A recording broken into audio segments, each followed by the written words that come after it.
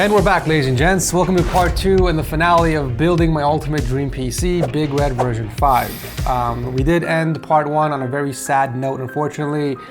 My PC is in shambles. It just doesn't power on. I've deduced that it was the motherboard, so I requested an RMA from Asus. That is still on the way. It's currently Computex week, so it might not be here until the end of the week, to be honest. But I figured we shouldn't waste any time. Why should I waste time and wait for it when I can still work on the system? Everything else is going to be the same. We just have to swap the motherboard. So I figured we can still install the fittings, work on the tube runs, and then when the board arrives, I can do a hard transplant and finish up BigRedV5. Speaking of which, if you guys are building a PC or need a new Windows key, do not pay full price from Microsoft. Instead, you can get one dirt cheap from VIP or CDKey.com. They do sell Windows 10 Pro keys as well as Windows 11, and if you put in the code TS20, you will get a nice discount, dropping the price further. After checking out, just click on the user center and it will take you to this page where you can view all of your purchased keys, and then all you have to do is reveal the key and copy and paste this into the activation settings of Windows and you're good to go. Okay, finally moving on to the next step of the build, which is to take apart the 4090 and install our Heat Killer V Pro water block. And what better way to take apart the graphics card than to do it on our Ampere GPU series TechSource mousepad. Don't mind the GPU on the left side, by the way. This is our prototype design. It has since been updated on our newest one on the store if you guys want to pick one up. We even have a 4090 design right on here. I wonder if this is to scale. Oh, it's not. Okay, it's slightly smaller. I'll use my trusty screwdriver kit to take these out. I'm pretty confident we have this torque size.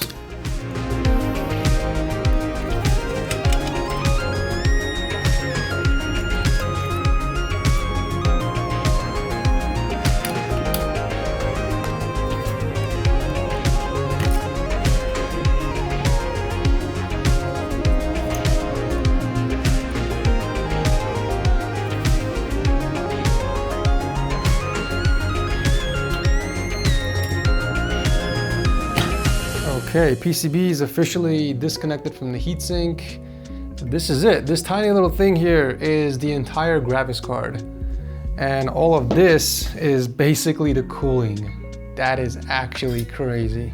This is why I wanted to go with a 4090 Founders Edition, because once you strip away the heatsink, the actual GPU itself is extremely small. And that is why the water block is also just as small. The AIB cards are pretty much double the length, which isn't a bad thing, but obviously I want to go with something smaller just so I have more space for the rest of my components.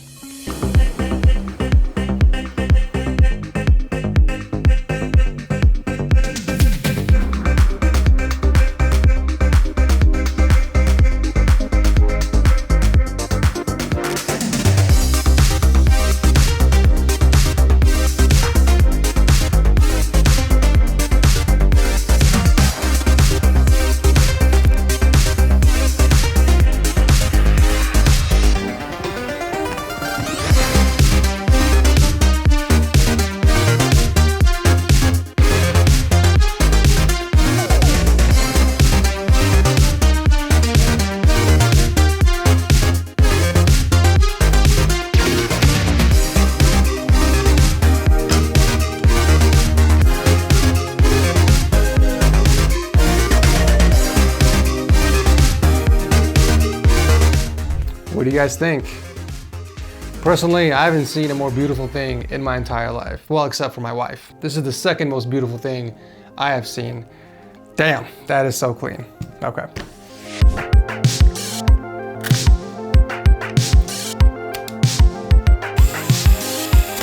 Okay, now that looks even smaller after installed. It doesn't even surpass the width of the motherboard. That is how tiny the 4090 really is once you take apart the cooler. But I kind of dig the look. Unfortunately, there isn't a white option. I feel like the nickel finish makes the GPU stand out a lot compared to like the white components nearby. But I feel like once we add the tinted side panel with the RGB lights on, it's not gonna be that noticeable. Okay, I'm gonna take a quick break and refuel, come back in the office and start planning the tube runs.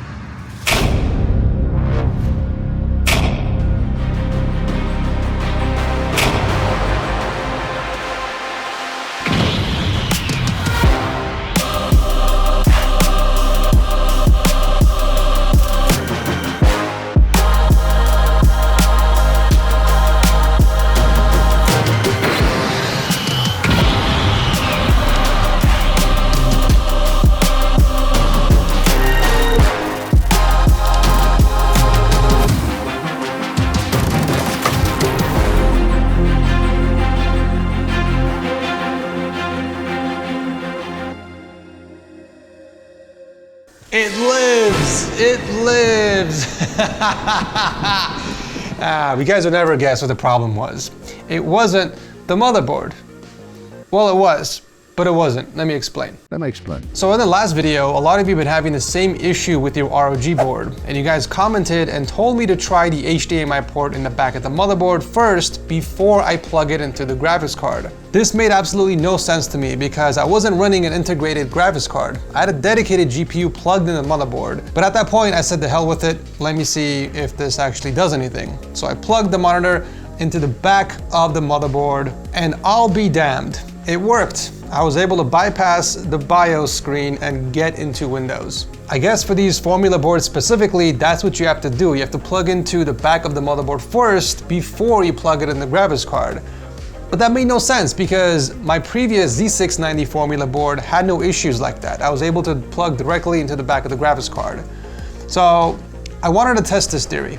That's when I took out the brand new board that Asus sent me and I plugged everything in just like how I had it on the older one. I put in the 14900KS, both sticks of RAM, all the storage devices, and the spare GPU I used last time, and what do you know? It worked without hesitation. I didn't have to plug the HDMI into the back of the motherboard for me to get into the BIOS. So at that point, I was even more confused, but I was relieved. I was relieved it wasn't a dead motherboard. So Asus, I apologize for what I said in the last video, but at the same time, I don't. Like, a $750 motherboard shouldn't be this damn finicky. Even the customers who bought this board on Amazon were complaining about the same exact issue, error code 98, and they were not getting any display just like I was. So I guess if anyone's watching this video that is running into the same exact issue or is gonna run into this issue later in life when you do pick up a formula board eventually, try the following if you're getting no display, okay? Plug the monitor into the HDMI port on the back of your motherboard, and if that doesn't work, for some reason, hit the F1 key on your keyboard. That will take you straight into the BIOS and it will activate the display port or the HDMI port in the back of your graphics card. Aside from that nightmare of a start, the rest of the build went smoothly for the most part. You know, there were some minor leaks near some of the fittings, which I ended up replacing. And finally, I had to downsize some of the tubes in order to make that 90-degree bend. Apparently, I ordered the wrong size tubes from the beginning like an idiot. I never use 16s, they're just too thick. The thicker the outer diameter of the tubes are, the harder it's going to be to do very tight bends. There were some areas like the pump and the bottom of the distro plates that were impossible to do a 90-degree bend because of how close the ports were. I mean, look at the difference between a 16mm 90-degree bend and a 14mm 90-degree bend. I mean, it's night and day. The rest of the tube runs are just okay. It's not something I'm super proud of, to be honest with you guys. I know I could have done a much better job and made the tube runs a lot cleaner and a lot straighter, especially if I stuck with just 14mm tubing. But given how much time I've spent on this damn system, it's time to move on. I have an entire setup to build. My side of the office is completely stripped down and back to ground zero. Like, I have to rebuild my dream setup after this video. So while I'm not completely satisfied with BigRedV5, I know I'll be back later this year with the 5090 upgrade.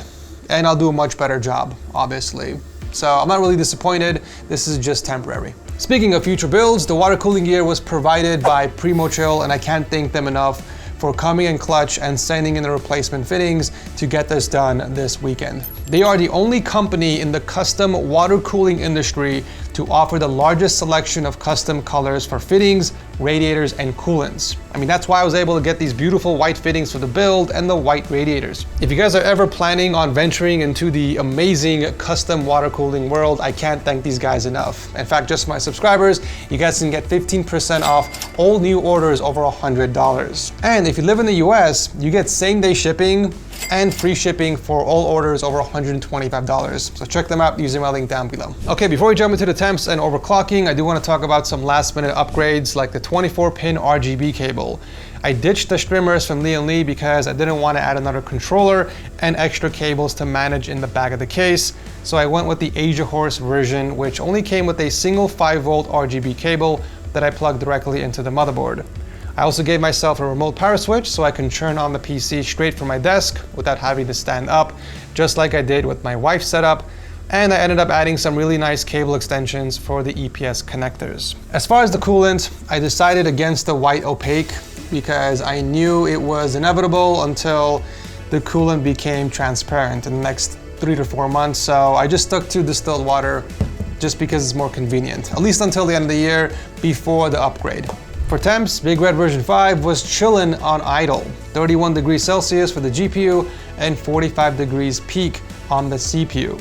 In gaming, we were still seeing some nice temps. Playing the finals in epic settings 1440p, the GPU wasn't even sweating, staying consistently around 39 degrees and peaking at 40, while the CPU fluctuated between 70 and 80. I did do some overclocking on the graphics card, however, because why not, right? It's kind of stupid now to take advantage of the super high-end custom loop. I actually ended up getting a stable 300 megahertz on the core clock and 1000 megahertz on the memory. I mean, we were pushing over 3 gigahertz on the boost clock for the 4090, which was impressive. I did a before and after overclock comparison using a Steel Nomad 4K benchmark, and we saw a 5 FPS boost, which isn't record-breaking or anything, but it's still nice. It's basically free performance at this point. But anyways, that will do it for this video. I'll drop a link to everything I used in BigRedV5 below if you guys want to check it out. Thanks for watching, and I'll see you in the next one.